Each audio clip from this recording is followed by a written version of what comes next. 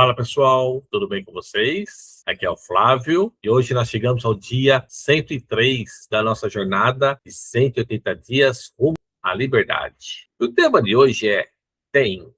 Pode até parecer uma palavra simples, né? Pequena, mas a verdade é que ela carrega, é enorme, porque muitas pessoas vivem olhando apenas aquilo que lhes falta. Falta força, falta coragem, falta disciplina, falta conhecimento, falta oportunidade. E olhando para essas faltas, acabam acreditando que nunca serão capazes de viver aquilo que Deus sonhou para elas. Mas hoje eu quero lembrar você de algo importante. Deus nunca chama alguém para uma missão sem antes disponibilizar aquilo que essa pessoa precisa para cumpri-la, ok? Guarde essa frase com você. Talvez você ainda não veja tudo o que Deus colocou em suas mãos, mas isso não significa que Ele não tenha providenciado os recursos necessários para a sua caminhada. Pense em Moisés. Quando Deus o chamou para libertar o povo de Israel, Moisés enxergava apenas duas limitações. Ele dizia que não sabia falar, que não era a pessoa certa, que alguém mais capacitado deveria ser enviado. Mas Deus fez uma pergunta interessante. O que você tem na mão? Vai lá, leia lá, está lá na Bíblia. Moisés respondeu, uma vara. Parecia algo simples, comum, sem grande valor, mas Deus usou exatamente aquilo que já estava nas mãos dele. E essa verdade continua atual. Muitas vezes estamos tão concentrados no que não temos que deixamos de perceber aquilo que Deus já nos deu. Talvez você não tenha todas as respostas, mas tem a palavra de Deus. Talvez você não tenha toda a força que gostaria,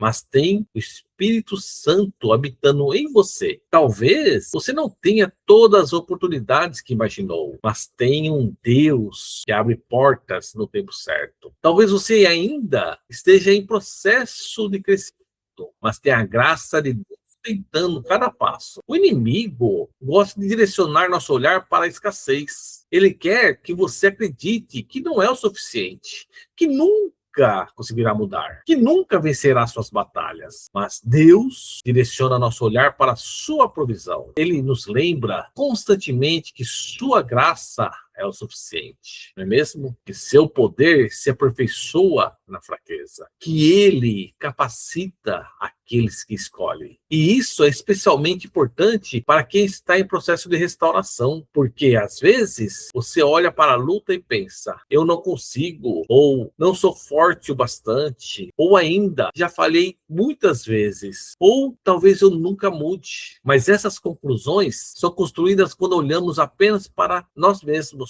Quando olhamos para Deus, a perspectiva muda e muito, porque a vitória não depende apenas da sua força, depende da presença dele, depende da graça dele, depende daquilo que ele já colocou à sua disposição. Hoje, eu quero que você faça um exercício. Ao invés de listar aquilo que falta, liste aquilo que Deus já lhe deu. A salvação, a palavra, a oração, a comunhão, o Espírito Santo. Deus te deu a oportunidade de recomeçar. Ele te deu o perdão, a esperança. Percebe isso? Você possui muito mais do que imagina. E quando reconhecemos aquilo que Deus já colocou em nossas mãos, paramos de viver presos ao sentimento de incapacidade. Começamos a caminhar em fé. Começamos a usar os recursos que Deus nos confiou. Começamos a avançar. Porque Deus não está esperando que você tenha tudo. Ele está esperando que você seja fiel com aquilo que já tem.